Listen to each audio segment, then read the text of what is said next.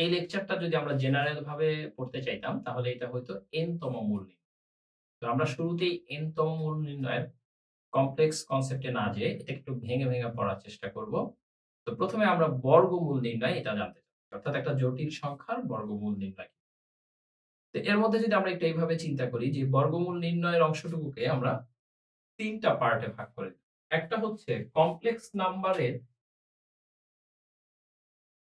Real পার্টের কথা যদি বলি, অর্থাৎ যাদের মধ্যে শুধু বাস্তব অংশ আছে যেমন 4 এর বর্গমূল পজিটিভ, নেগেটিভ 2 অর 16 এর বর্গমূল পজিটিভ, নেগেটিভ 4 এই ধরনের যেকোনো ক্ষেত্রে।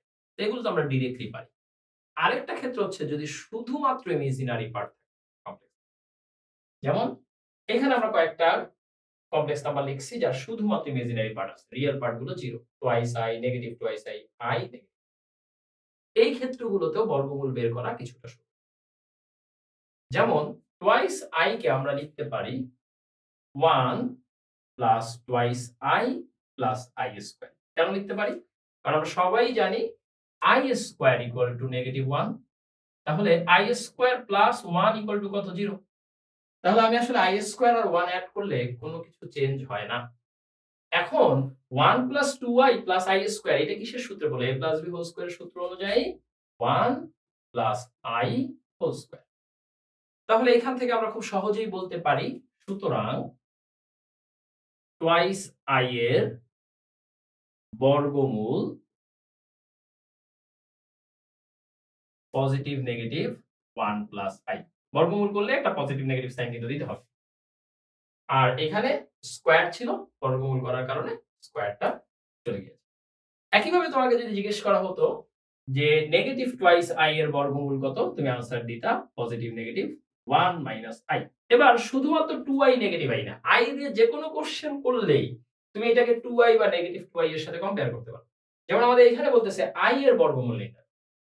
i এর বর্গমূল i ইকুয়াল টু আমরা কি লিখতে পারি? 2i by 2। তাহলে আবার সেই 2i তে ব্যাক করলাম। 2i এর জায়গায় আমরা কি লিখতে পারি? 1 plus 2i plus i square by 2 or 1 plus i whole square by 2। সুতরাং i এর বর্গমূল পজিটিভ নেগেটিভ স্কয়ার রুট করলে a স্কয়ার চলে যাবে, তো আসবে 1 প্লাস i ডিভাইডেড বাই 2 এর স্কয়ার রুট হচ্ছে √2। একইভাবে আমরা যদি জিজ্ঞেস করি ভাইয়া নেগেটিভ i এর বর্গমূল কি? নেগেটিভ i এর বর্গমূল positive negative 1 minus i by √2। এবং আমরা এখান থেকে তোমাদেরকে একটা অ্যাডভাইস দিব, সেটা হচ্ছে পারলে এই দুইটা জিনিস একটু মনে রাখ। অর্থাৎ গুরুজনরা বলেছেন যে এই দুইটা জিনিস মনে রাখা ভালো।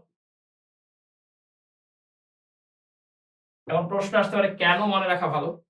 আমি কয়েকটা এক্সাম্পল প্রবলেম দেখাই। একটা প্রবলেম খুবই জনপ্রিয়, অনেক সময় আমাদেরকে জিজ্ঞেস করে √i plus √negative i equal to কত? ইভেন এই প্রশ্নটা মোস্ট প্রবাবলি একবার বুয়েটের ভর্তি পরীক্ষায় এসেছে। সো √i ইকুয়াল টু কত? যখন তুমি জানো i এর বর্গমূল positive negative 1 plus i by √2, only যদি রুট চিহ্ন দেয় যে দেখো √i, সেই ক্ষেত্রে তুমি লিখবা হচ্ছে √i এর ভ্যালু 1 প্লাস i বাই √2। মনে রাখবা যে এই রুট সাইনটা দিলে কখনোই পজিটিভ নেগেটিভ দিতে হয়। যেমন আমি যদি তোমাকে জিজ্ঞেস করি √4 কত, তখন কিন্তু তুমি বলবা শুধু 2, নট পজিটিভ নেগেটিভ। আর যদি জিজ্ঞেস করি 4 এর বর্গমূল বা স্কয়ার রুট অফ 4, দেন তুমি পজিটিভ নেগেটিভ 2 দিবে। তাহলে এখানে 1 প্লাস i বাই √2 যোগ পরেরটা কি? 1 minus i by √2 equal to আমরা কি লিখতে পারি? ইকুয়াল টু লিখতে পারি নিচে √2 আর এই দুটো যোগ করলে 1 plus i 1 minus i, that means 2 by √2 equal to শুধু √2। দেখো কত কুইকলি আনসার বের করে ফেলতে। আরেকটা কোশ্চেন খুবই জনপ্রিয় আরেকটা question, p equal to 1 plus i by √2 হলে p to the power 6 plus p to the power 4 plus p square plus 1 equal to what? এই প্রশ্নটা খুব ইন্টারেস্টিং একটা প্রশ্ন। সেটা হচ্ছে p equal to 1 plus i by √2 মানে কি? √i।